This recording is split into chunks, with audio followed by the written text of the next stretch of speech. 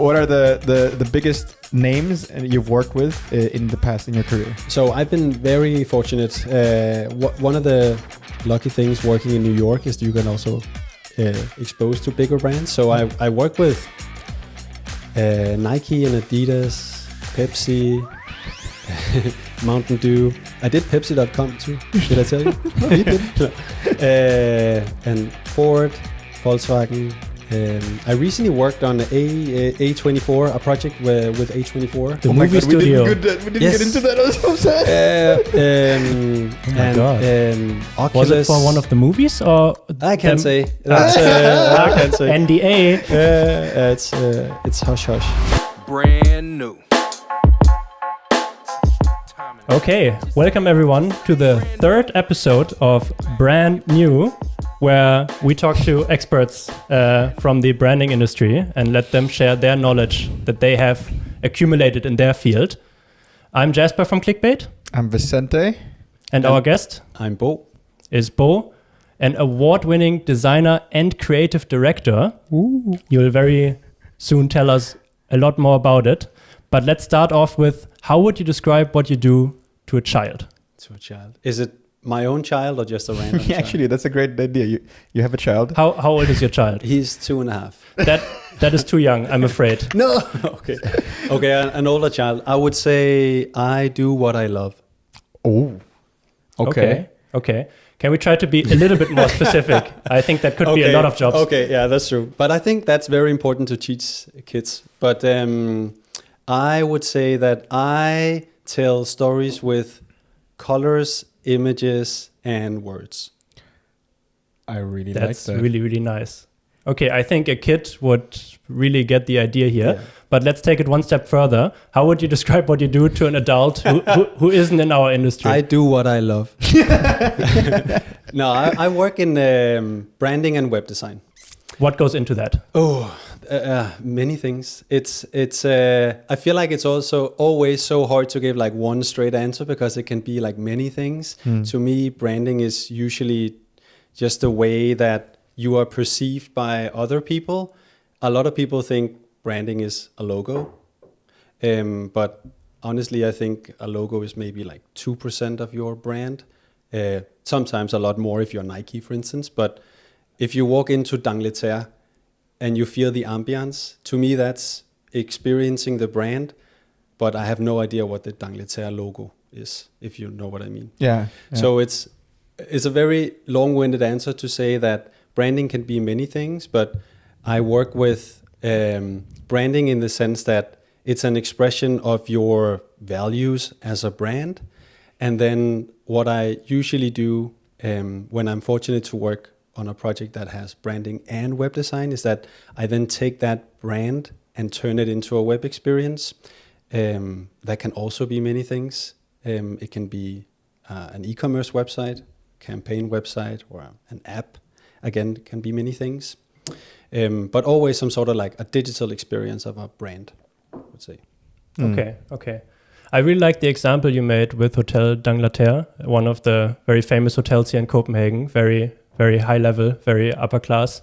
What would for them go into kind of like establishing their brand? Let's say they're kind of like starting out new. What would they have to keep in mind? Or where would they have to start, basically? A hotel, I would say, is like a massive undertaking because like so much of the experience is also obviously the lobby, but also like the uniforms, and there's just like the facade of the hotel. There's obviously all of the materials with like, we have the logo and how they work with type, but you can also say that the room itself is also part of the branded experience. So how does it smell? What does it look like? What type of materials are we using? Stuff like that. So you can also convey let's say a premium aesthetic by using different materials than if you wanted. Not that you necessarily specifically aim to have like a low budget experience, but like for, let's say, a hostel, for instance, where they might just want to have the cheapest prices. They will also use cheaper materials because that can help them reduce their cost and overhead. So a hotel might be quite a crazy case study for this, but I would say in general, a brand should be an expression of your core values as a company. Now, it's kind of your fault you brought up the hotels in this industry, but I found a really, really cool. Well, I don't know. I've been following it the last year actually. Ritz-Carlton, and they're also kind of up there. Like they're the d'Angleterre of global. I would say, right? And they've transferred their kind of physical experience that you just talked about, the importance of that being communicated as their brand to digital. And then they kind of had this massive collaboration with Late Checkout, kind of a streetwear brand, and they did a collab together with Josh Hutcherson, the actor from what was the movie? Hunger Games, yes. And it was such a cool way to see how they kind of involved all of this as part of their brand push, right? But digitally and storytelling, right? Would you say that also is part of how you would define brand? Yeah, of course. Yeah? Of course. I think if you really want to try and boil it down and simplify it, it is just the way that people perceive your company. So it can be whatever. It can be many different things. It can be a one-off campaign or like an advertisement. Really? Or it can also be a new website or the logo. It all goes together, I think. Yeah. Why don't you walk us through one of your projects that you're most proud of and kind of take us step by step through what went into it?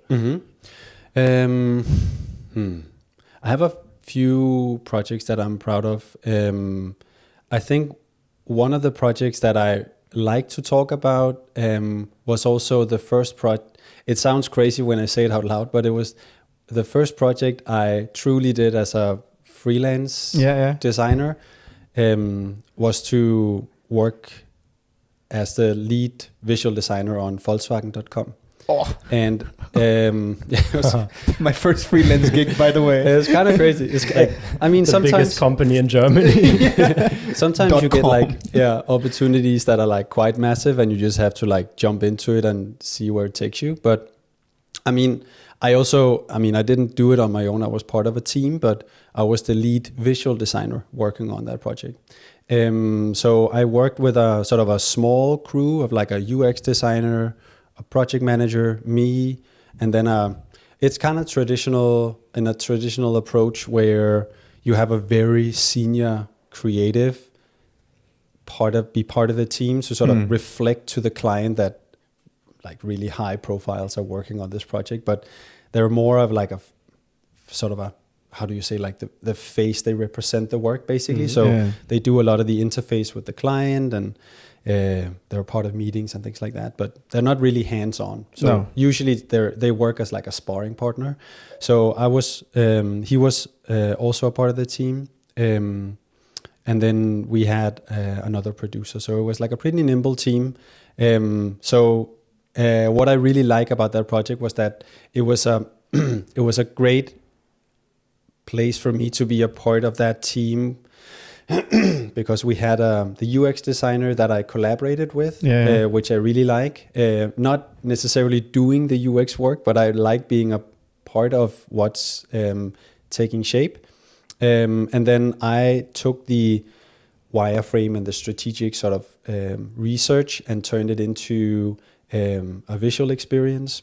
And then I feel like that a lot of the work that we presented to the client also got approved because we had like strong rationale behind our decision making, things like that. So it ended up, it's one of those things where it usually doesn't really happen, but your sort of initial design also becomes pretty close to the final output, which was quite nice.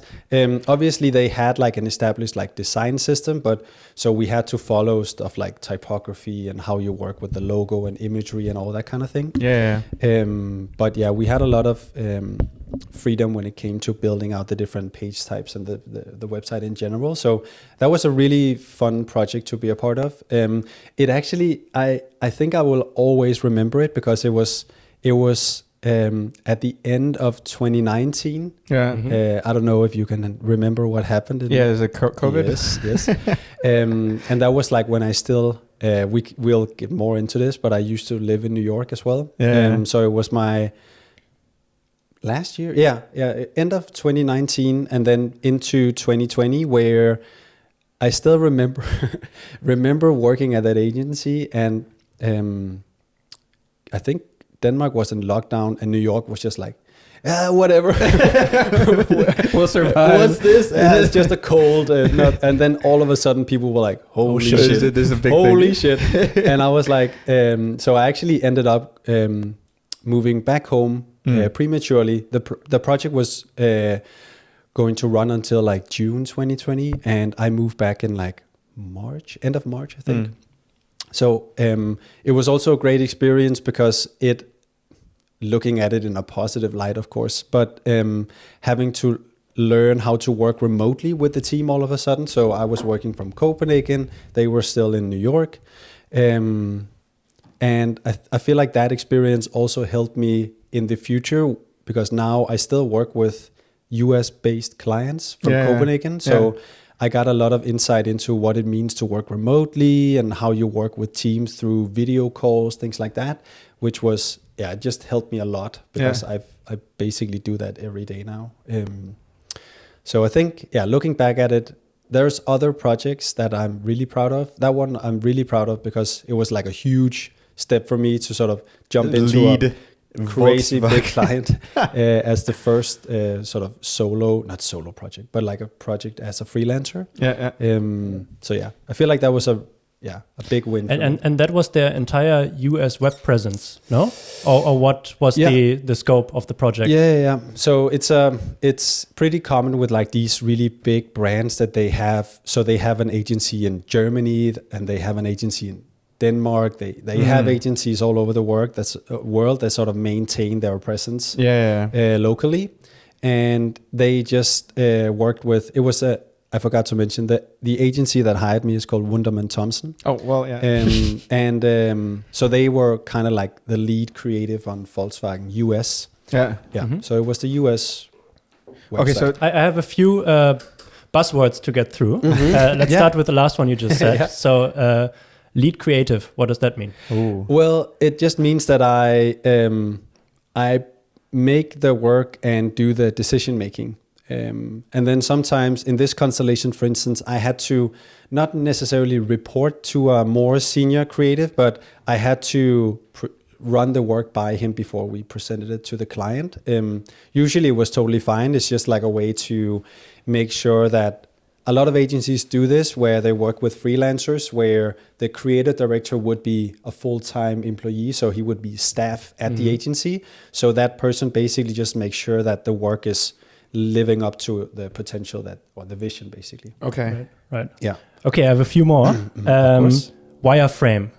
Wireframe. Yes. I would say it's a visual representation of the content and the page architecture. So it basically just summarizes how the page is gonna sort of be structured, where we're gonna use like different types of content, and then you use that in many cases as a visual designer or web designer to base your web design off of. So you would say like, okay, now I have an idea of the. So it's like a skeleton structure, almost, right? Yeah. Okay. And this is what blueprint. Is what many people, including you, use Figma for, right?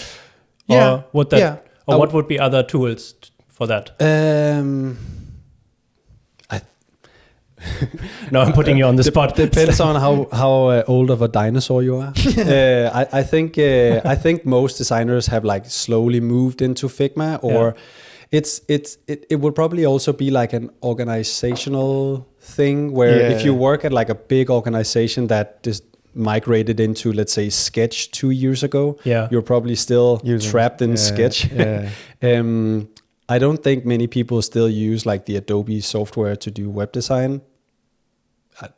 I hope not. So I would say Figma it's also like personal preference, but I feel like it's such a good tool for collaboration and working with developers and things like that. It's just very powerful. Okay, right. Now I have a few more, but we can also go do them a bit quicker. I don't mind. Yeah. So you mentioned strategics just after you mentioned wireframe a little bit earlier. Can you explain what that means? Or is that very context dependent? I mean, I think strategic is just that you root your decision making in research and insight, if you want to boil it down. So it's like you don't just make assumptions and do execution on that. You have like insights either through, let's say, interviews with clients, stakeholders, or desk research where you look at patterns in the market, things like that. And then you make decisions off of that. I think that would be okay. And then the last two, I promise, are no worries. Design system and UX designer. Design system. I mean, a design system is where you establish the foundation for the design. I mean, I'm speaking on the behalf of like web design. I would say it's a really strong tool to, let's say, define all your foundational elements like color and type scale. So maybe use that in the context of a company that already exists. Let's say Volkswagen. Yeah. They have a design system. Yes. Most big companies do. It's just a way to also make sure that you maintain consistency. Yeah. So especially if you collaborate, let's say just with like two agencies, it's way easier for you to sort of pin them or point them to a design system where they can pull, let's say, button styles, how you work with, okay, what's a heading, what does that look like, and or body copy on the website, things like that. How do we apply the primary colors on typography? How do we work with, let's just something as simple as like, if you have an error state in an input field, that could also be so defined. Many buzzwords right now. We can't get through all of them. But would it be fair to say the design system is like the technical part of the brand guidelines?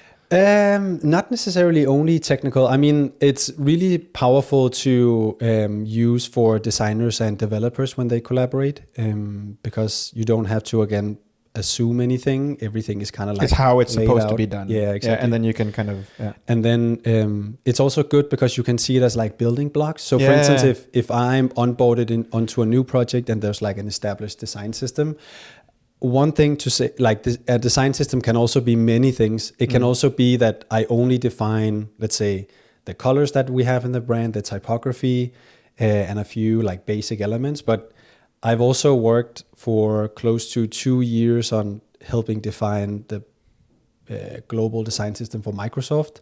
And that's a massive design system, but that also has like many layers because we use it for tools to brief developers.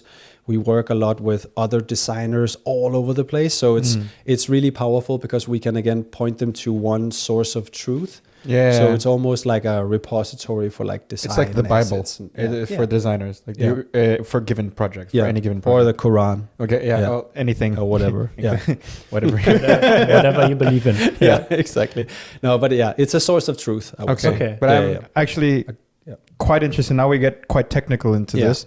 But you mentioned that this was your first big project as a freelancer. Mm-hmm. What does it take for someone to get to that level, to get chosen for a project like this as a freelancer? I would say a lot of it also comes down to timing and luck, I think. Yeah. Because I mean, honestly, at that point, there was a lot of designers that were like similar to me. Yeah. And a lot of it, I think it would also be nice to, maybe we touch upon this later, but I feel like as a young creative, nurturing your network is like so important. So it's also one of those things where your network can also help you land projects that you would normally not have to or have the opportunity to work on. Yeah. You can sometimes skip a few steps if, like, let's say that you're a candidate for a project and you go through like a screening process, but if you work with, let's say, a recruiter that you know really well, maybe that person can already vouch for you in like the initial conversation, so you can kind of like skip a few steps and go straight to, let's say, the job interview or like meeting with potential partners on the team and things like that. And then I think also making sure that you have some work that can maybe create a little bit of like buzz around you. It doesn't necessarily have to be like a post in the New York Times or anything like that. But I think it's always nice to also think about opportunities where you can sort of create a little bit of, not hype, but like a market, but a little bit of hype. around your work. Like, So A lot of things come into play.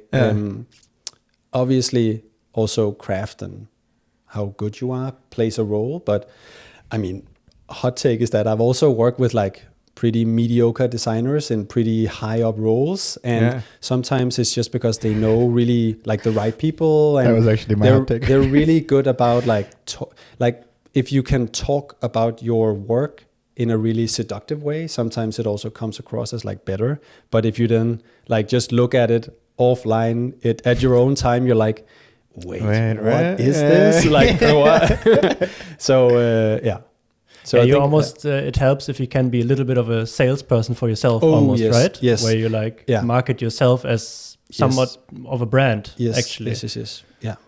I mean, I think with all of those points we can also resonate. I mean, we've seen that trust and network go such a long way, and it's something that takes time to develop as well, right? Where like you can't just be trusted within a week, but like if you work on multiple projects together and like you deliver, then that is something that is very hard to replicate otherwise, that trust that you build that way. Yeah, that personal relationship is it's very, very important. Yeah. Can you walk us a little bit through your history, to how you got where you are today? What were kind of the key steps in that? Sure.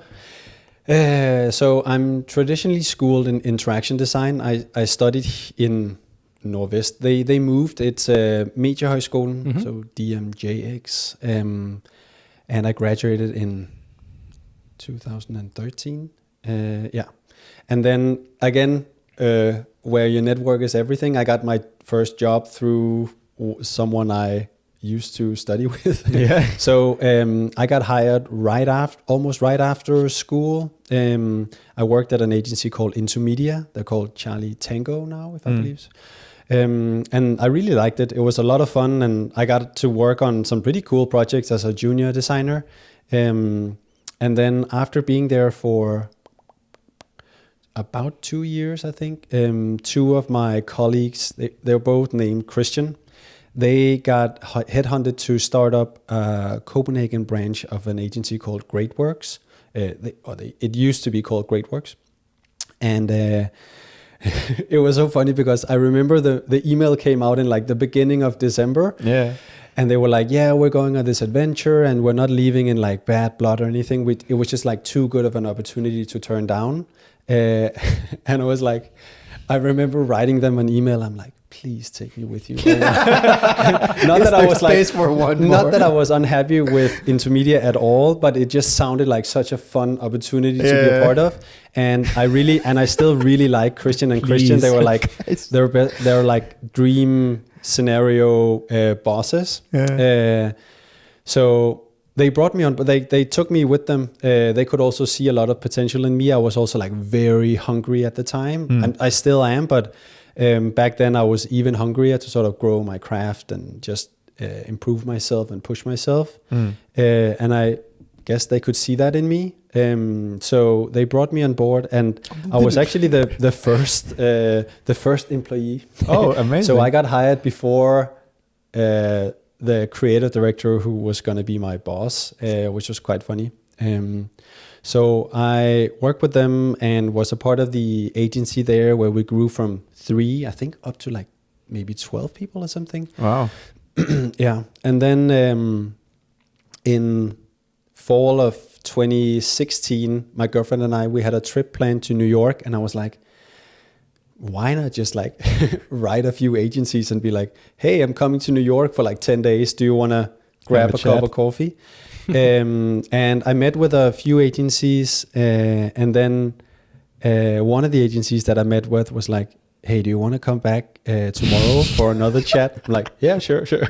Completely oblivious to like what was going on. And I was like, yeah, sure. So I came back and met with an even more senior person. And then they were like, hey, do you mind coming back like in 2 days to talk to our chief creative officer? I'm like, oh shit. Yeah, sure. I can do that. Let me look at my schedule. Yeah, I'm like, yeah, sure. Vacation. Yeah, I can do I'm that. free. Oh, wait. What time is it? Yeah. So I went back, and then they actually offered me like a place there while I was still in New York. So when I got back, that's where all of the sort of the visa application and sponsorship and all that stuff kicked in, and it takes like forever when you have to get your first visa. So I didn't move there until March of 2017, I think, or like end of February or something like that. So it's a good like 4 or 5 months of just like paperwork and applications and things like that. The agency is called Firstborn, by the way.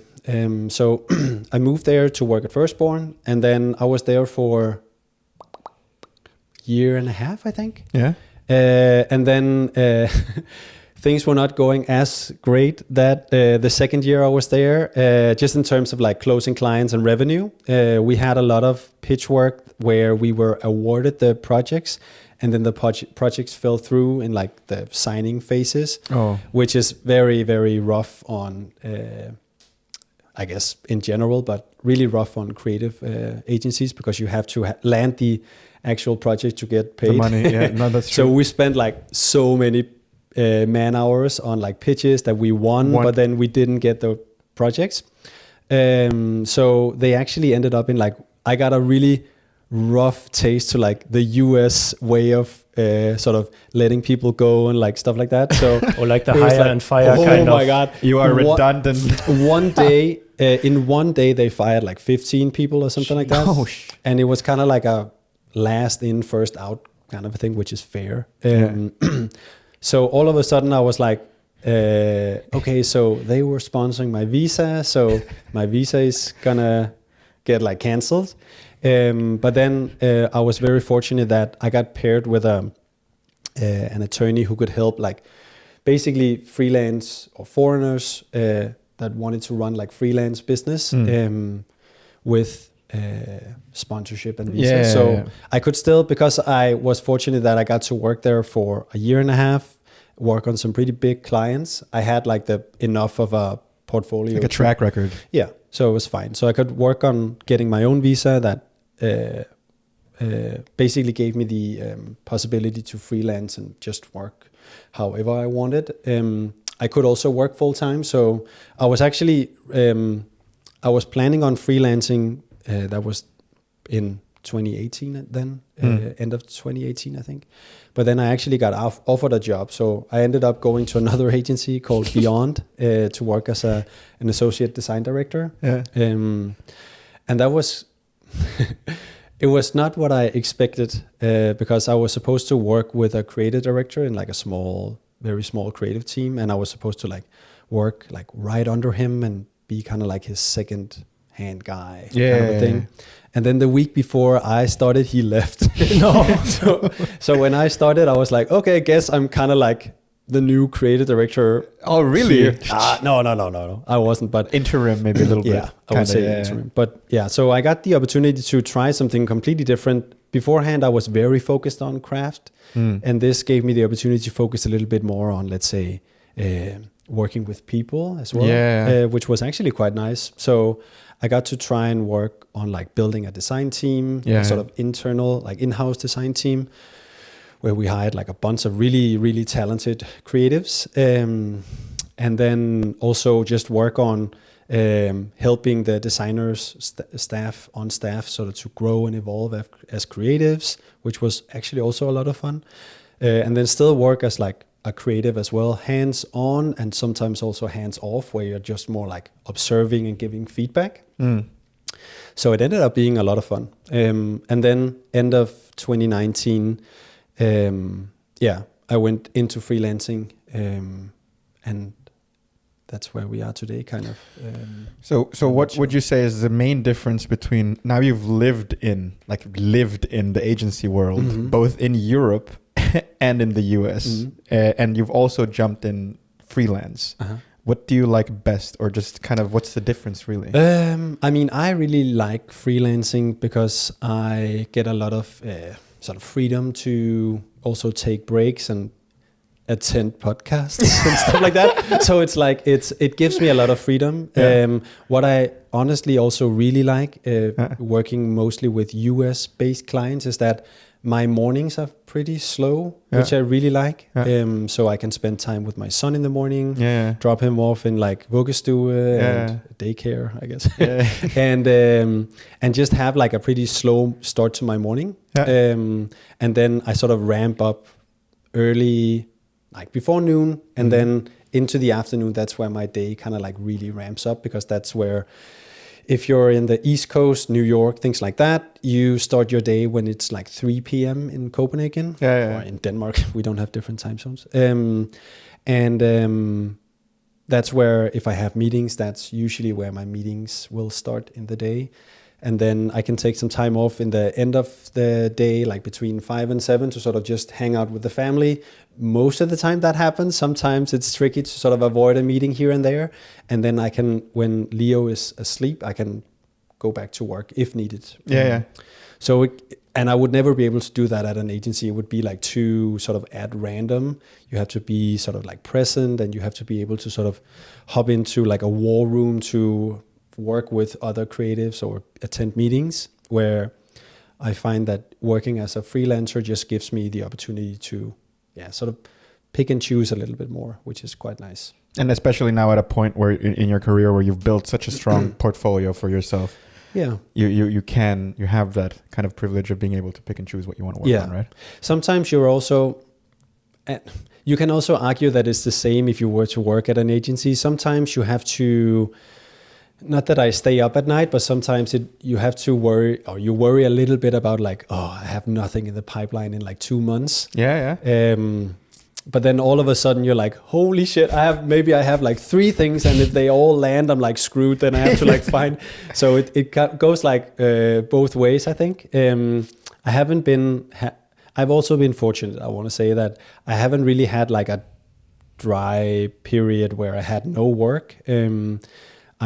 I've always been very fortunate that I can have like ongoing relationships with agencies, and then usually I just have like one longer running project, and then if I have like another project, like if I work with my own clients, for instance, I will maybe have a couple of meetings, but then I'll maybe use my weekends to do the work as well, so I don't fall behind on like the sort of my day-to-day tasks and things like that. And that has worked really well for me. I used to be a little bit opposite in the beginning of my freelance, where I would just like take on so much work. But that was also before we had Leo, so it was a little bit more flexible. And you were hungry. Yes, I'm still hungry, but I'm also like in moderation. I think it's, for me, I think freelance is also like a gift, because it gives me opportunity to also spend more time with my son and my girlfriend. Understand. Of course. The only downside is like, if I take vacations, that's like 0 pay. So there's also things like that, where sometimes if I know that, let's say that we're going on a trip, I can maybe work a little bit more leading up to the trip, and then take some time off. But usually it's fine just having like that one project that runs for a longer period of time, and then maybe sprinkle in one of my own, sort of a little bit of a passion project that I can do on like weekends and things like that, or like in the evenings. That's usually enough to sort of go by. Are there times of the year that are more busy than others, or is it quite random or spread out? No, it's funny, because I feel like always like the summer period slows down a lot, and then it's like at the end of the year, companies are like, holy shit, we have this budget, how do we spend it? Like, can we just spend it with you? And I'm like, okay. Give me the money. So I think beginning of the year can sometimes be a little bit slower, and then summer also slows down, and then the other periods end of the year tends to be quite busy. Relatively. But when you work with agencies, because you just mentioned you work both collaboratively with agencies and your own projects and your own clients, right? So why would a big agency that's already fully established, an example in the US with their US based clients, choose to work with a freelancer like you when they have their internal team to just pull from? A lot of agencies use the opportunity to bring in a specialist. So it's more, I found, when you work with an agency and they have full-time designers, they're like, not that they're like generalists, they're kind of like but I mean, sometimes they're also like really talented. You can also be talented and be a generalist. But I've just found that most of the roles that I'm brought into is because they have a very specific need. So it's easier to bring in a freelancer with a specialty, whether it's, let's say, prototyping or digital brand activation, things like that. And then have that person be part of the staff for like 2 months. And then you can sort of let go of that person again, and then the in-house designers can sort of take over. Or it can also just be that they're like slammed with work and they don't have and they don't have the capacity. Yeah. And it's just easier to bring in from the network. So it's way faster to bring in because they don't have to go like through procurement processes to bring in like a full-time employee and do all kind of things that usually can take, if it's fast, it can take a month. Whereas in a freelancer, you can hire like in a day if you want to. Like if you want to be really fast about it. Yeah. I'd be very curious to hear more about the pitching process. You mentioned earlier it was kind of rough in the US. At I think that's rough one of the agencies, but the US is maybe a little bit rougher. Anyways, so the pitching process. Can you talk a little bit about how that is in agencies and how it is for you now? Yeah, I mean, in general, I don't pitch anymore. So I've just found that for me, it's too risky for me to pitch. I think I really have to win the work. Otherwise, it's just like a lot of wasted hours. Or not wasted, but potentially wasted. Where I find that I get way more out of getting hired into a specific role where there is a need, and I can start like get hired on a Friday and start on a Monday and then start billing hours. Not that it's all about like money and hours and things like that. It is, But just for the people that are not in the industry, the making the pitch is never paid, right? Or hardly ever paid. Right? What's your experience with that actually? Because that's kind of a hot take. It depends. I mean, it can be paid. It's usually not like a huge amount of money. Like but sometimes it's like if it's like a paid pitch, it's like, ooh, that's very nice. So it's not that it happens a lot. It's kind of rare. Yeah. I do want to say pitching is a lot of fun because there's a lot of energy around a pitch, and I used to do a lot of pitching when I just moved to New York and worked at Firstborn. And it would be stuff like we would sit up to like 2 a.m. in the morning on the day of the pitch and work on the presentation, refining everything, and then you would go to sleep, come back at like 8 a.m. to do like the presentations, and it's a lot of fun. It's a lot of fun if it's like in small bursts of time. It can be very draining if it's like back-to-back pitches. I think especially when it turns into a dry streak, right? Where you have 5 of those all-nighter pitches and then none of them turn out. That's rough. Yeah, right? I mean, you could say that we did win a lot of the work, so I feel very confident in like what we delivered. But it's funny because it is very fun to be a part of, but it has to be for like a short amount of time, I think, because if you continue to just work on pitching, you get kind of like not burned out, but you get drained quite easily, I think. What I really liked about working at Firstborn, for instance, was that you were part of pitching, but then you also had work that was like actually happening, work. Which was quite nice. So I think it's also, for me at least, it's very nice to see your work in the real world, or like digital world. Afterwards, once in a while, it's kind of fun, especially if you work on, let's say, a digital campaign or something like that. It's really fun to sort of see like the engagements and things like that. But sometimes it's also just like really rewarding to be a part of a project where you have kind of like an ongoing relationship with a client that's really happy with the work that you're producing for them. And you can sort of go back and they'll give you more work based on your previous delivery, stuff like that, because they really like the relationship. I forgot your question, but it was all about the pitching and what it meant for in agencies and what it means for you now. But I think one interesting thing for the people that actually don't really know because we just kind of jumped into pitching. And for the people that aren't in the industry, what is it really pitching means, and why does that even exist? I mean, I don't know if there's like another word for pitch, but for me, it's like you're invited to solve a problem for a client. Yeah. Usually you get kind of like an outline or like a scope, like a brief almost. Yeah. With like the sort of a box, what you're sort of solving for. And then I think for what I also like about pitching is that you sometimes you also get rewarded for being like very creative. So thinking outside of the box to still solve the problem inside of the box, but to look for other opportunities, because I think what I also really like as a creative is to bring something to the table that the client is not expecting.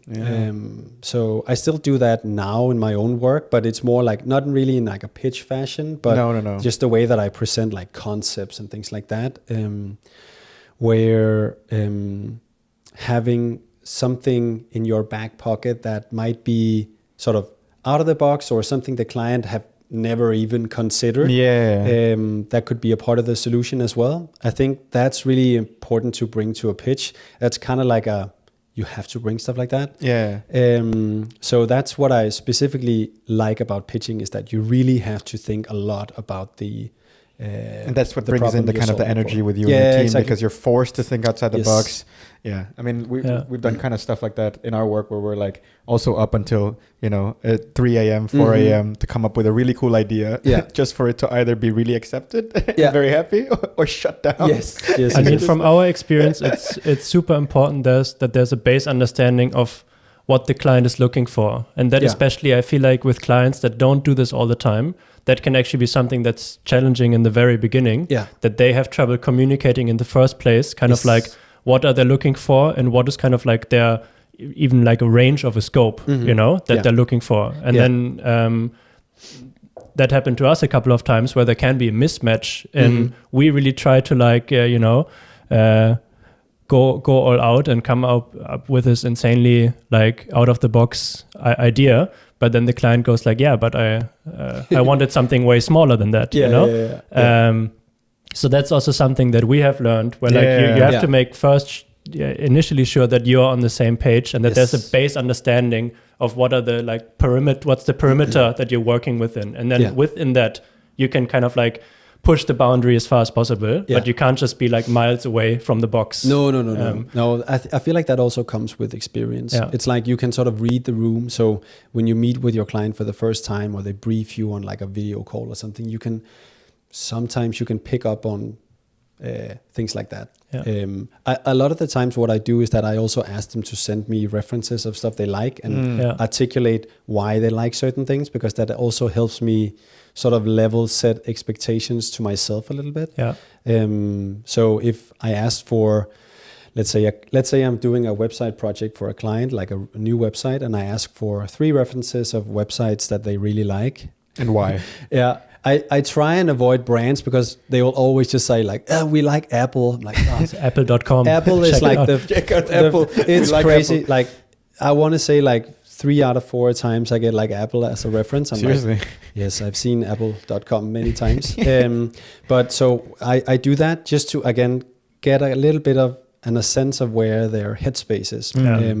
I think that helps me a lot, at least. I didn't do it to begin with, and to your point, you kind of like learn the level or the expectations in the presentation that's not what you want. You want to be able to sort of pick up on expectations before you present the work, so you can sort of incorporate it into your rationale, decision making, and sort of preferred approach and outcome.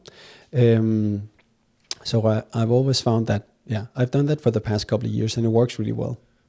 Are there any red flags that come to mind where you're like, maybe this is not a client I want to pitch for? I mean, again, because I haven't pitched for a long time. I think when I did pitch, I did it like in an agency capacity. So I was not really in the role to say like, oh, I don't want to work with that person. It was kind of like, yeah, that's not up. Gotta do it. Yeah, you gotta do it. Yeah, I hired you, so I want to work with that person.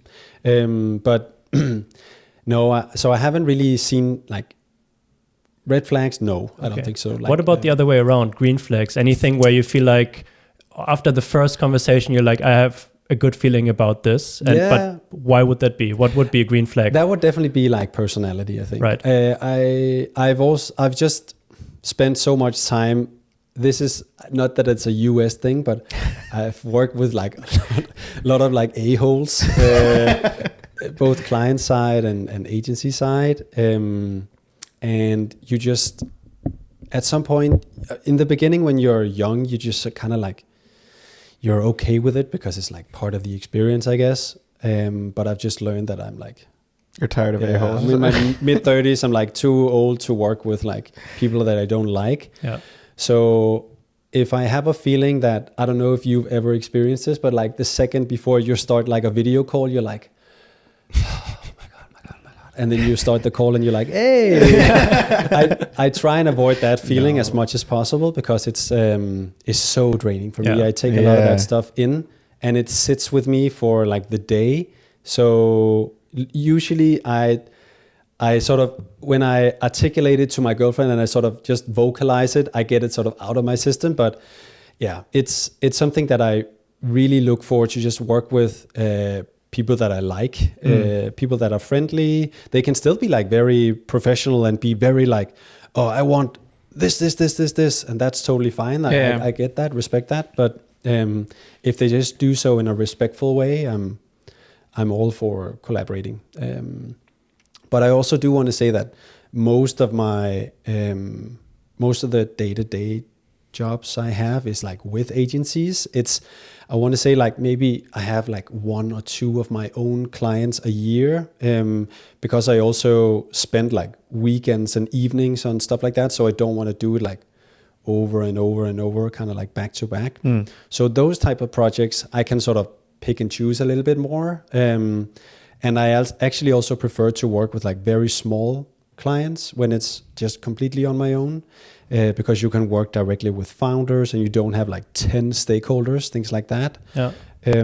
That's also like a big green flag for me for working with my own clients. And then on the agency side, I think in general, people are like super nice to other creatives.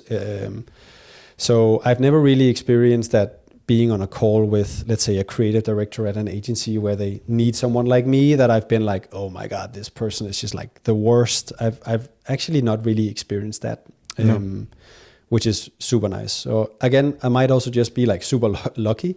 But I also tend to work a lot with the same people.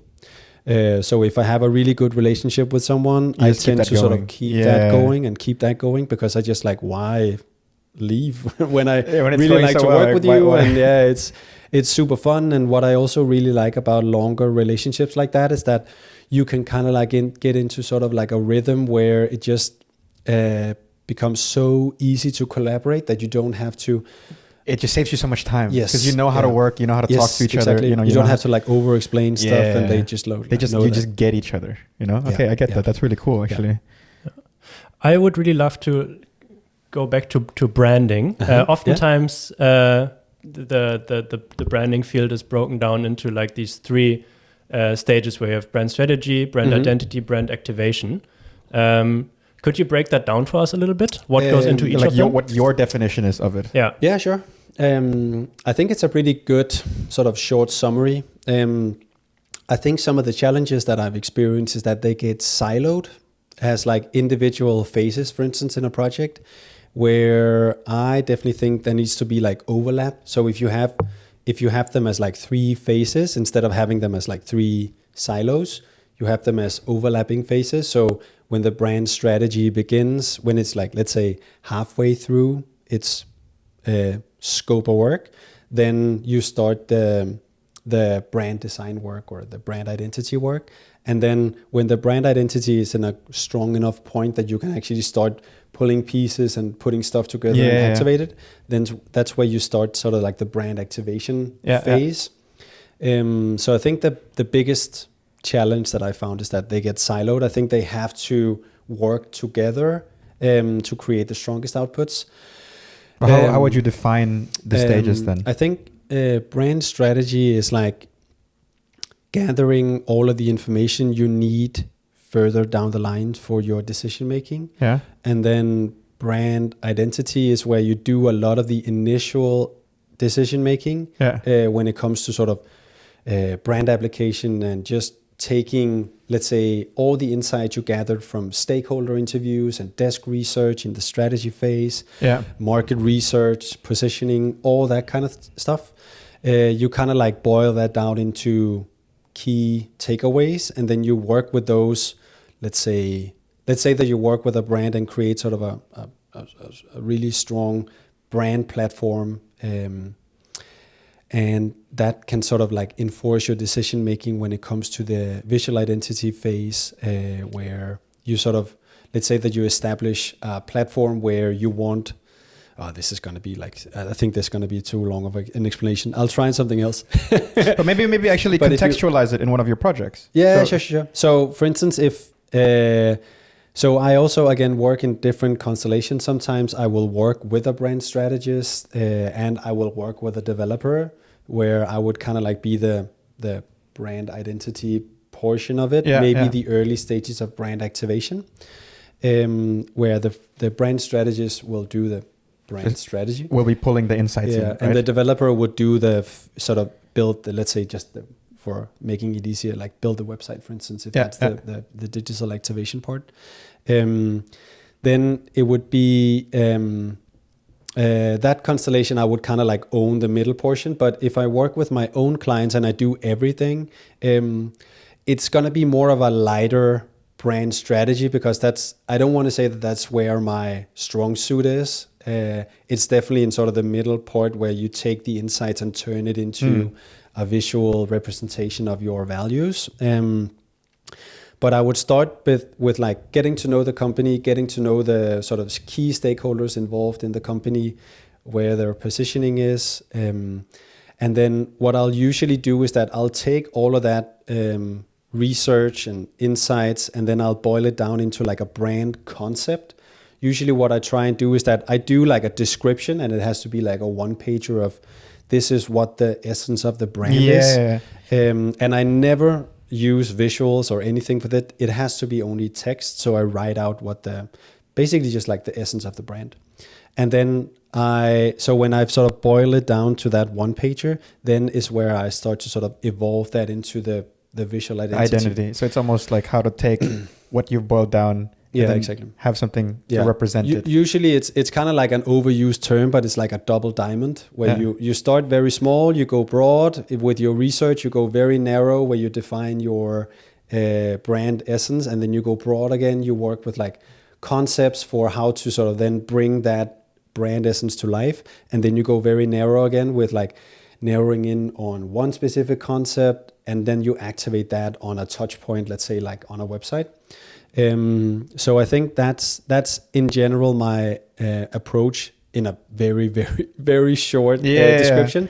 And I've also found that this is also like, I know you asked for like hot takes, but something that I also always aim for is to root my design and visual decision making in strategic insights. So some sort of like research or something that I found or learned through, let's say, interviews or workshops or just through desk research is always something that I try and do to enforce really strong decision making. Because I've also, without like pointing fingers or anything, like I see a lot of great work, but I also see a lot of work where at first glance you're like, whoa, that looks really good. And then when you start to like peel the lacquer a little bit, you're like, oh, what is this? What is this like, based off of? Why did you do this? And why is that over there? And like, so sometimes it can be, again, really powerful for especially like clients I work directly with. It just gives them outcomes that lasts for longer periods of time, because it might be more like, not that it's like safer options when it comes to like visual design. They can still be like, say, very expressive and like very creative, but again, that should come from some sort of like a strategic insight, where I find that if you lean too much into trends, your work becomes outdated like very fast. Very quickly, yeah. Yeah, where I tend to, maybe sometimes a trend can be nice to tap into on sort of a surface level, and then but you're still deep rooted into your own kind of identity. Exactly. Yeah. Actually, then that's an interesting thing. How would you imagine? I'm just like a potential client, and I have like a startup. Actually, let's say a scale up. We've hit kind of our product market fit area, and we want to fully invest in brand. How would you communicate the kind of the value of what you do really to that? Yeah. What's your elevator pitch? I think the strong thing about branding is that it can help you stand out in, let's say, a saturated market, but it can also help you seem as more of a professional, or like let's say a premium product, or you can just seem more professional if you have really strong branding. Sometimes what I've also found in like startups or scale-ups is that they will have something that they just like, we just made a logo in like 10 minutes, and you can like, so and they have like a one pager, and the way they talk about themselves, if you look at that and you're like, do you really want that to be like a reflection of your company? Or do you want something that's like really buttoned up and like looks really, really clean and sophisticated and premium? I think branding can be a really strong player in helping companies like that seem more legit and seem more professional. So that's definitely something that I really like. Is also coming back to working with like small companies. I've also worked with like smaller companies, like in many different areas. Sort of take that next step into becoming more of a serious business. Not that I go in and sort of affect their sort of business plan, things like that. Not at all. But purely from a aesthetic perspective, like helping them portray that they're kind of like maturing as a company as well, I think is something you can really do through branding. But then again, so let's go back. It's a very long elevator to the... Yeah, but I think I get it's a tall building. It's a very tall building. But I get what you're saying. It's like, there's a lot of value in actually being perceived as professional. And in most cases, a lot of these business want to build trust through this kind of perception of professionalism and being able to, right? But then for the people that are quite new to it and are interested in it, I feel like there's really two sides that we've experienced, right? There's like, they don't want to pay a lot for it because they don't think it's valuable enough. And then there's the people who will pay a lot for it because they know that it's extremely valuable, right? How would you kind of distinguish the two, and then tell the people in the, let's say the other category, that, you know, it's something you should be investing in because it's actually commercially quite valuable for your company? Yeah. That's a really good question. I get that a lot. But that actually also is where I think, not that design is like in its infancy and stuff like in terms like that, but sometimes business people have a really hard time understanding the value in design and branding because they don't care about it. That's totally fair. There's also like a lot of business stuff I don't care about. So it's... but how do you bridge that gap? Yes, that's a good question. I think sometimes the short answer is sometimes you can't. And you have to let them go. Because it's also like, when I embark on a project, I never really do it like half-ass. No. I always want the outcome to be really, really good. And sometimes I also know that it takes a lot of time, or sometimes it always takes a lot of time. So sometimes I would also, if I really like, let's say, the people, or I see like a potential to do an evolution of the work in like a year or two or something like that further down the line, where there's like potentially another scope. I'll be okay with like a smaller scope because I know that in the future there might be more work. But a lot of the times what helps me out a lot is to break out the work into phases, so they don't have to pool like a ton of money into the work, but they can do so in phases. So they can get, let's say, a starter pack where they get like everything they need to, let's say, go live or refresh what they currently have. And then you, as a phase 2, you look at, okay, how can we actually use this new platform we built to help you elevate your brand or help you become a market leader in whatever. So it can be, I worked with this company last year, was just like my own client. Yeah. And it was like two guys, and they work in the investment industry. Yeah. So the first phase that we finished last year was just revamp of their website. I encouraged them to also include more storytelling about them and their approach in general, their sort of investment style. Obviously some of their results as well. And then what we talked about when we did that scope was to figure out how we could then elevate the web experience to help them stand out in the landscape in the future. So now, because they invest very sort of in a very sustainable way, so they only want to invest in companies that have either already a sustainable approach to their business or companies that are making initiatives to become more sustainable. So I think, for instance, that's a really cool thing. Yeah. So you should talk about that on your website. So we started doing that a lot, but now we also plan to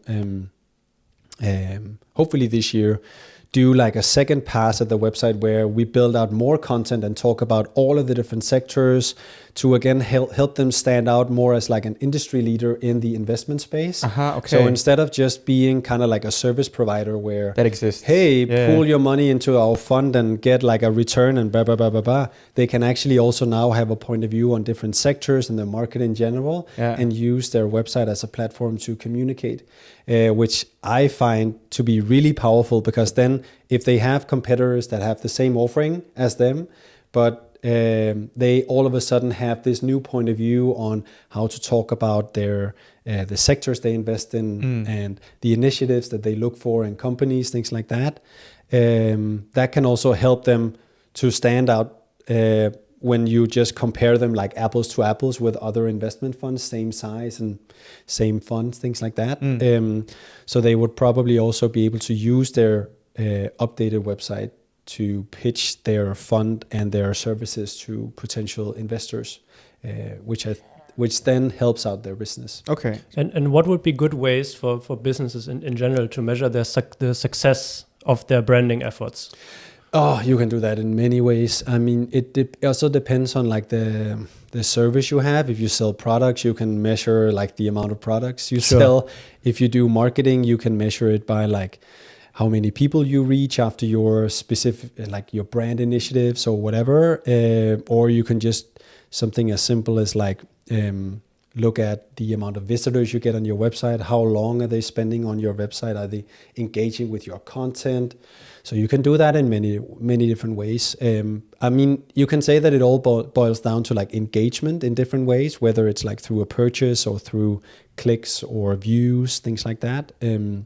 So there's a lot of metrics you can measure. So essentially what you're saying is that if you've built an extremely strong brand based or deep-rooted in good strategic insights of the audience, they will spend more time on your website. Of course. So that's how you kind of, at this surface level, would measure success. I would say so. Okay.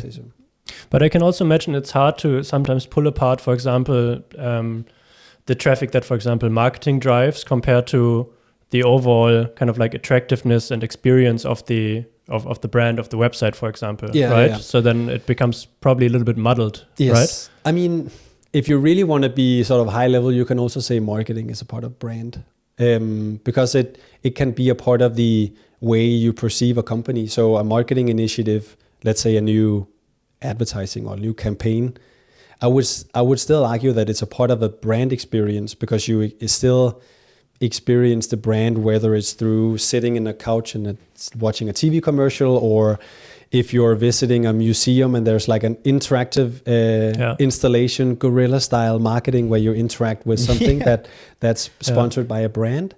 And then that drives engagement on your website or through purchases. I still think that that's a branded experience. True, and if done right, it still builds on the strategy and identity, right? Yeah. Well, so I mean, then all again, the foundation. like if you built a really, really strong website that keeps people really engaged and kind of maybe in most cases focused on converting, you do these kind of initiatives, marketing initiatives to drive people to the website for the website then to perform really well, right? Yes. Yeah. Before we close the open segment, here's something that we've asked all our guests so far. Yeah. What are trends at the moment that you see in the industry that you find noteworthy? I mean, the sort of a trend you can't really avoid talking about is using AI. Our favorite buzzword. We can talk about it. I think it's something that I definitely noticed because there's a lot of tools that are coming out that can, hey, build a website by writing a one sentence about your company, and then people will seriously do that. Like make it more modern. Yeah, exactly. So I think that's probably the trend that takes up. Not that it takes up a lot of my time. I haven't really found AI as being like a competitor. Yeah. But it's definitely something that I've experienced as a trend lately. Or not lately. It's been going on for a while. I just feel that there's more products and services now where you can use AI to generate websites and wireframes, all those kinds of things to do basically do your homework. That takes up a lot. I'll definitely say that. But do you see potential for some of those tools to be also relevant to you and your work on the level that you work at? Yes. I think AI is very powerful when you use it to support your work and not do your work. I think that's the very big distinction. I use AI a lot, but I use it a lot as like a sparring partner. So for instance, if I do research and let's say that I research a specific topic or like a market, I would write out to a chat interface like, hey, I'm doing research on X company and I really want to learn more about X industry. Can you give me like a high level executive summary and latest trends? And then you can kind of like do this natural conversation where you can almost interview the interface to sort of give you a lot of insights that would take you like hours. So in other words, it's made desk research a lot easier. Yes, it helps me a lot. But then again, I take the output from the interface and then I still do all of the work. So I don't say like, okay, then with all this insight gathering, help me make a website. I never do stuff like that. I strictly use it to sort of help me with my research, or it can also be, let's say that I find, let's say an illustrator that I really like this specific style, blah, blah, blah, blah, blah, help me with references that are somewhat similar where I can maybe reach out to this person to help me collaborate on this specific projects, things like that. So I feel like that it's a really strong tool, definitely. But I never wanted to do the work for me. I always want to do that myself. Yeah, okay, that makes sense. Cool. Actually, wait, I have one more question. In this industry, I think it's quite an important one, and I think you might notice this as well, because design is so much more accessible given the tools that exist, and a lot of people that really want to get into it. Yeah. Similar to everything in the creative industry, there's somewhat a sense of a race to the bottom, right? Who can do it the cheapest? What's your take on that? I try and avoid it. Yeah. It's also, I'm at a point now where I have enough experience knowing what I'm like, I know what I'm worth. Yeah, exactly. And I obviously always have like a minimum. I always pitch higher because I know then there's like negotiations, which is fine. And then you land on something where you're still happy. Yeah. But I never give like, what's your best price? I just told you my price. Yeah. Give me your counter and then we can start talking, stuff like that.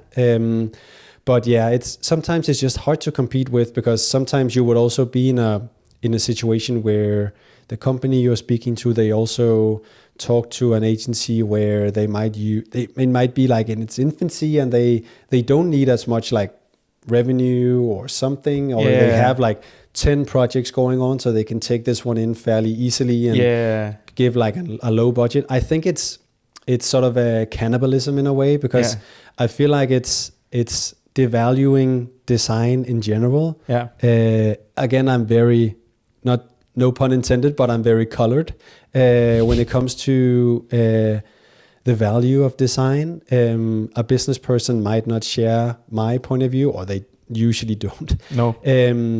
So sometimes arguing for prices can be a little bit of a challenge when a lot of people are kind of like, hey, I can do it for half the price. Sometimes if the gap is just too big, I'll be like, yeah, just pull it go with that person, because I would not waste I don't say this like to their face, but I mean, I think I don't want to waste like my time, because I also like value my own time, especially because I try and spend as much time as possible with my family. So if I have to work, like let's say in an evening or a weekend on a passion project, I also want it to be sort of not lucrative. It's not that I have like a vacation home and like here and there and I have like a luxury lifestyle or anything, but I still want it to be, it makes sense to me basically. Okay. That makes sense. Yeah. And then, so as an extension of that, as a kind of a creative director, what's like the worst situation that you can find yourself in? You mean like when financially or like working in on a professional? Professionally. I honestly, I think the biggest challenge I've experienced is just if you work with a really stubborn client. I think that's the biggest challenge. If the like, no matter the argument you bring forth, even if you show like, I've tried what you really want me to try and it doesn't work because X, Y, Z, and they're like, yeah, but I still want that. That's the biggest challenge. Actually. Like if you work with people that are like, that don't really listen to you, it happens once in a while. It happens less frequent now, I think. It might also just be because I either work with agencies where we have a pretty sort of clear goal. And we don't have to like, let's say, pitch for something. And then when I work with my own clients, it's usually someone who found me through either a reference or they understand what you put into it. Yeah, exactly. Yeah. Or they've already seen my work and they're like, oh, we really like this website you did here. We want something similar. And then I'll always be very upfront and be like, okay, the way that the way I got to this was through X, Y, Z, whatever. And they're always very on board with that process. I think what I've also learned to sort of try and avoid those like, no, I want this and not that points of view is that also rooting my decision-making in strategic insight. You can kind of like, sometimes if, let's justify, say that, yes, I can explain. And if I ask, especially, we talked about this earlier, but asking for references, for instance, I can be like, oh, and this specific reference that you sent that personally I also really liked, I picked up on this pattern, and that's why I did this, and this. So you actually use the work that they sent you as references to sort of enforce decision-making, to help them be or feel a part of the process as well. So you don't take the decision-making away from them. You basically make them a part of your deciation making, which is so they feel like they're part of the journey. Yeah, but it's definitely like the biggest hurdle or the biggest sort of wall I found as like a creative director that I've run into. I mean, that's actually a hot take that I've written down here. It's like the client is always right, you know, like even if it goes against every like kind of moral kind of integrity, whatever you built throughout the years of understanding design. At the end of the day, they're always right. Yeah, it's also something that comes with experience. I think when I was very early in my career and when I first moved to New York, I was like biting my tongue when we got feedback and I'm like, God, this is just perfect. You shouldn't be giving me feedback. You have no idea what you're talking about. And now I'm at a point where not that I care less, I still really care a lot about the work that I do. But I've also learned that this is not my project. It's like not a personal attack at you. Not more that like, And it's also not your business, right? That's my point. Like, this is not mine. I'm doing this for someone else. So at the end of the day, that person has to be happy with what we're putting out there. And I can't force them to sort of just take the work that I'm doing and do like no revisions. Yeah, exactly. What I usually do is that I write in my scope of work, okay, we have 2 rounds of revisions, and the third and the fourth is going to cost you extra. Yeah. So that can also help me avoid going in like feedback loops where the client it's just an infinite loop. Oh, can you also change this? And can you also change that? And like, yes, I can, but it's going to cost you X, Y, Z. And usually they'll be like, oh no, okay, then it's fine. So it's like, or if we go into feedback rounds, then extra feedback rounds, then it's just, I just make a little bit more out of it. So it ends up being okay. It also incentivizes the client to get like the decision makers in from the beginning and not just have 2 feedback loops and then show it to the boss. Oh, yes. Yes, I tried that too. Yeah. Where you get very far in the project and then all of a sudden the boss we now showed it to the boss. What is this? What is this project? Yeah. I found out you were doing a rebrand. What's this? I'm like, you haven't told him? Like, So, you learn as you go, right? Yeah, exactly. Okay, we have some hot takes for you. Yeah. The idea is that we give you the hot take and then you say if you agree or disagree and then very quickly say why. Okay, hot take number 1. Mm-hmm. Bigger team doesn't mean better result. I think that's true. Why? Sometimes a bigger team can also just bring more complexity, I think. I've also found working in really small teams can get you somewhere really quick. So I prefer smaller teams. Less cooks in the kitchen, I think. I actually, just an extension of that, it just kind of surprised me a little bit for like Volkswagen. You mentioned you had a very lean team, like you were 4 to 5 people, something like this, right? But again, it's also a budget thing. So if the client earns X and then they spend everything because they bring on 6 designers, it's like stupid. It's like, understood. So I like the cooks in the kitchen analogy. That does make sense. Okay, hot take number 2. Mm-hmm. Branding is just 90% logo and design. I think branding is 2% logo. Hot take back at you. 98% design. No, right. it's like it's a whole thing. It's like a package. I think it's everything. Branding is like, if you also have a branding could also be that you have a CEO that says the wrong thing in the media, and then all of a sudden you think poorly of the brand. Like, that's also branding. So yeah. Very good. Hot take. Investing in your branding does not directly contribute to commercial success. No, I think it does. It can do if done correctly. Sometimes it can also not, but that's if it's not done correctly. Yes.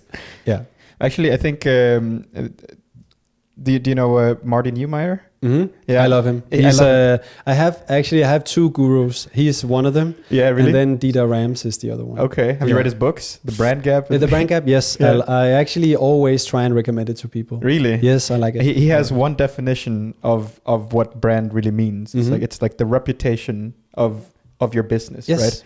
It's I think for some of these, just because we're talking about it so heavily right now, it's like it's what this group, your audience, all individually kind of feel and understand and perceive your brand to be. Yeah. Right. Yes. And you cannot control, each individual thought because it's kind of brought in through their experience, their expectations, right? It's subjective. It's very subjective. It's not what you give them, but it's what they perceive, right? Yes. And then it kind of communicates as the reputation collectively that you have. I agree with like every time.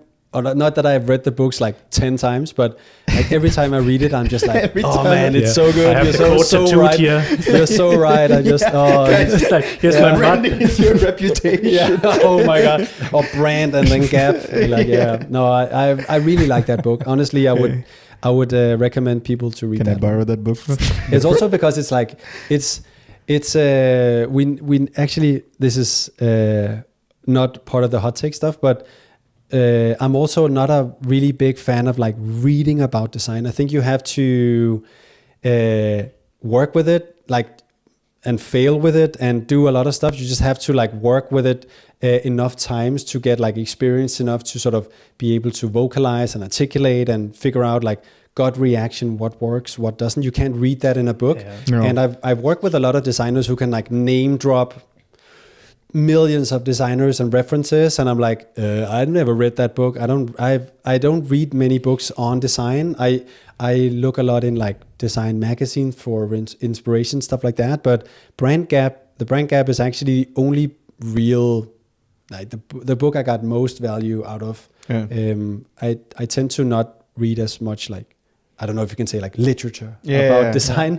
I try and experience it as much as possible. So kind of an advice you would give to the younger generation would be to kind of read the Brand Gap. Affiliate link. Yeah. No, but it would be to kind of build through first-hand experience. Yes. And then through that get a strong instinct. For what works. Yeah. Okay, that's interesting. So theory only gets you so far. Yeah, that's right? true. Yeah, exactly. I think that's what I also really learned about school, because it was not a really like text heavy. I don't know how you can say like we didn't have to read like a lot of books, and is it called like a compendium? Yeah. We had assignments every single week where you were briefed on a Monday and you delivered on a Friday, and sometimes it was really bad and sometimes it was really good, and then you just got experience. But it's working with that builds character. And also just like your how do you say, like your craft. So you can't read it, you have to work with it like through your fingers or cursor on a pen or whatever. Exactly. Okay, next one. Yes. This is a spicy one about web development. I love it. Webflow is just the fancy version of Wix. I mean, I don't know if that's a hot take. I think that's true. I think it's like those tools is like what you make of them. I think you can also, I've never really worked in Wix, but I'm pretty sure you can still do like awesome stuff in Wix if you have the sort of experience working with it. I think whatever works for you and you feel that you create good output is fine with me. I really personally like Webflow, but I know that the learning curve can also be like very steep, so it intimidates a lot of people. I was really fortunate that when I was working at an agency, we were in a position where I could spend a little bit of sort of downtime just learning Webflow, and then I could use Webflow on a real project early on, and that helped me learn the platform basically, and then I've not looked back ever since. But that was also not many moons ago, but it's like a few years ago before Framer really became a thing. So I've also found that a lot of people now, they have more opportunity to pick between different platforms, which I think isn't great, where I find that a lot of people pick other platforms like Wix or Framer over Webflow because the learning curve is so steep. When would you recommend someone who gets into web development to actually really learn to code the website themselves?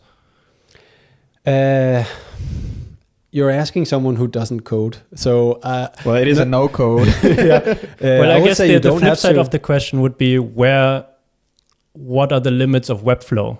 Like, where do you hit that? I think it also depends on the level of output you want to sort of bring into the world. You can also create some pretty not basic, but like pretty okay sites within just the Webflow's capabilities. Personally, I try and avoid sort of injecting code into my outputs, because I found that when I hand it off to, let's say, a client, it's just nicer that they don't have to rely on, let's say, plugins or other services. They can just rely on Webflow as sort of their website builder. So I think nowadays you can get like extremely far without having to touch like a single line of code. I think it's with many other industries, I think if you work in a position like me, for instance, where sometimes I collaborate with brand strategists, sometimes I collaborate with developers or engineers in my projects. So it helps to be able to speak the languages of both. So I can speak like high level sort of strategy lingo, and then I can also speak CSS and stuff like that. The language. But it's not that I can write code at all.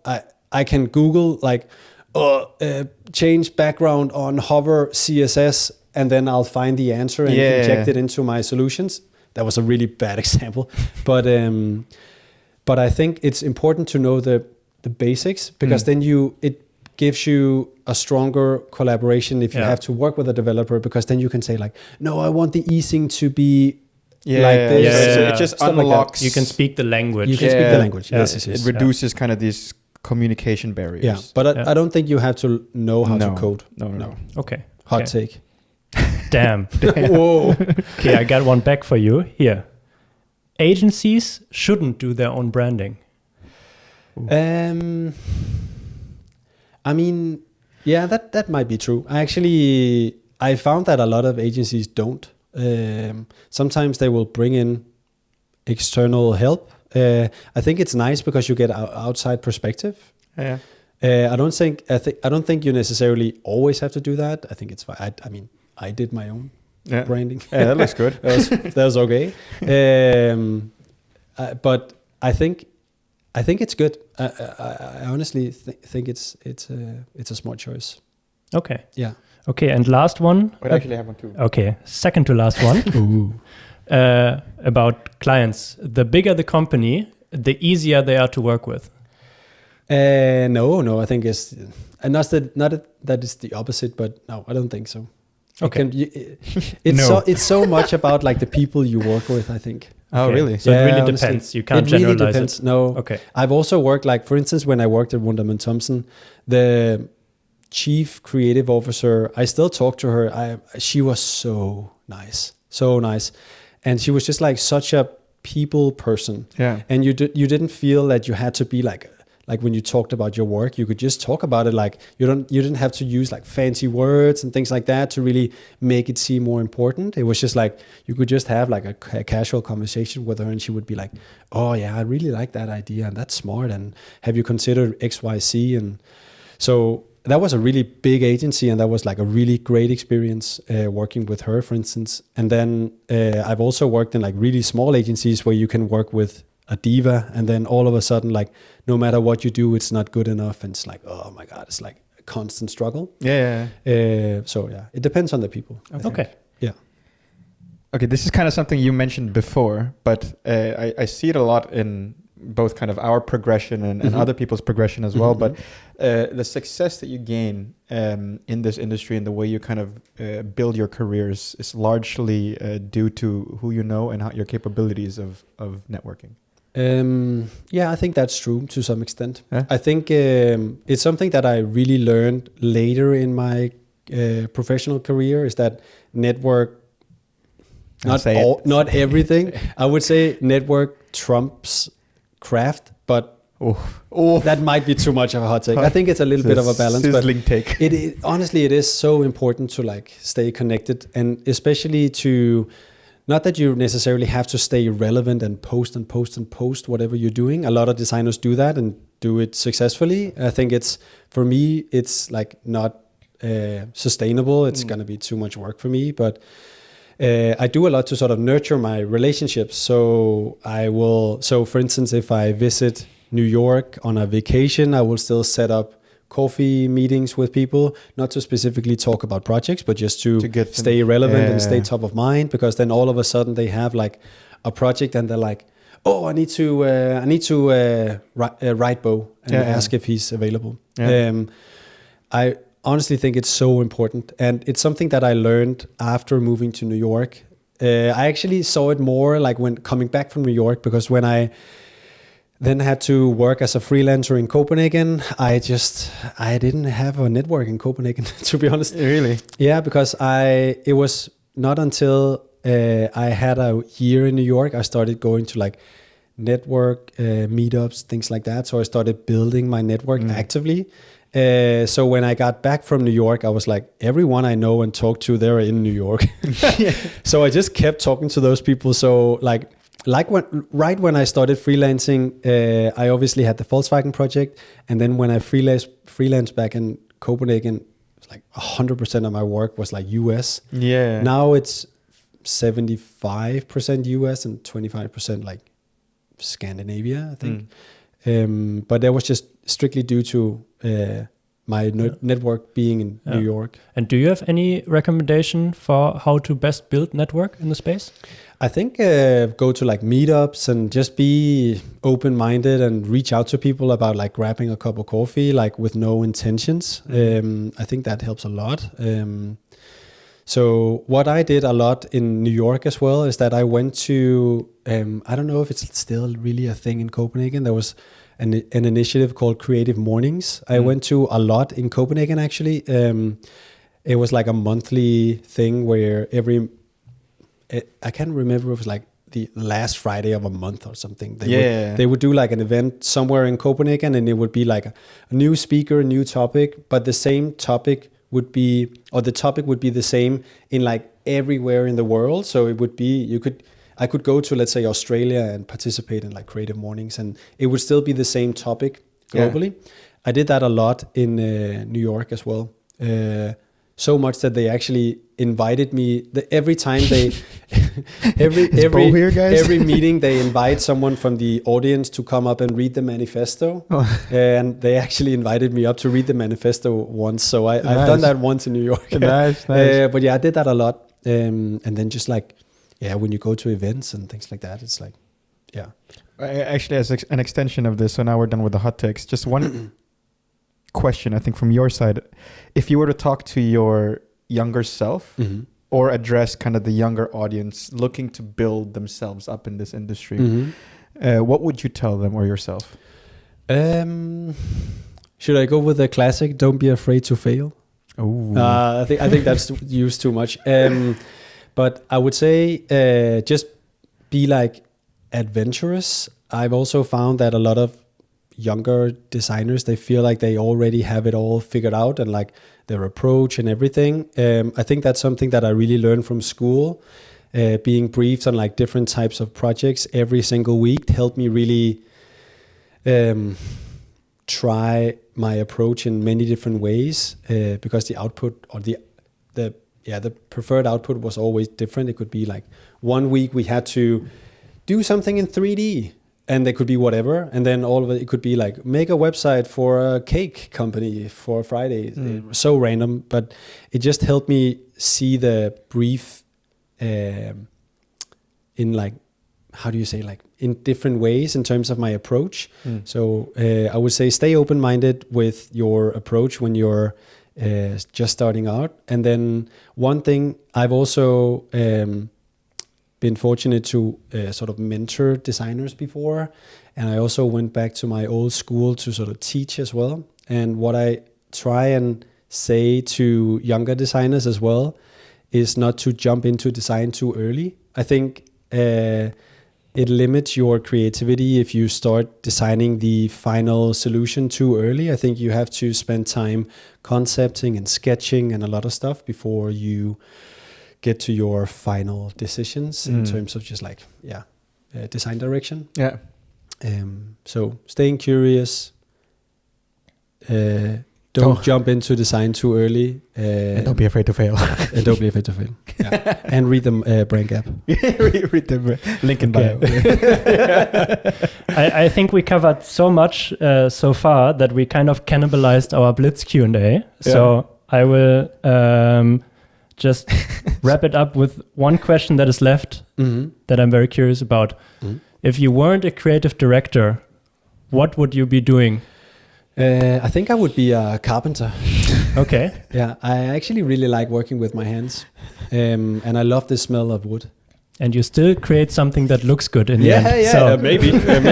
Sometimes ideally. I don't. Like houses or like furniture, or what kind of carpenter? No. It would be like, I don't know, isn't it a carpenter like like when you do the small things, like a... Oh, like not a trimmer, but a... like a little... what's it called? Like more like small pieces. Or but like kind of design pieces, I would just say I would work with wood. Okay. A carpenter, I think. Okay, but not for tables, but more like for it could also be maybe like those like little build a monkeys table. that hang, that kind of stuff. You know, like the Danish design monkey, or that little dog over there. Exactly. Okay, fantastic. I think we went into overtime with this podcast. So many information in this. So, Bo, thank you so much for coming on. Yeah, my pleasure. Very, very interesting.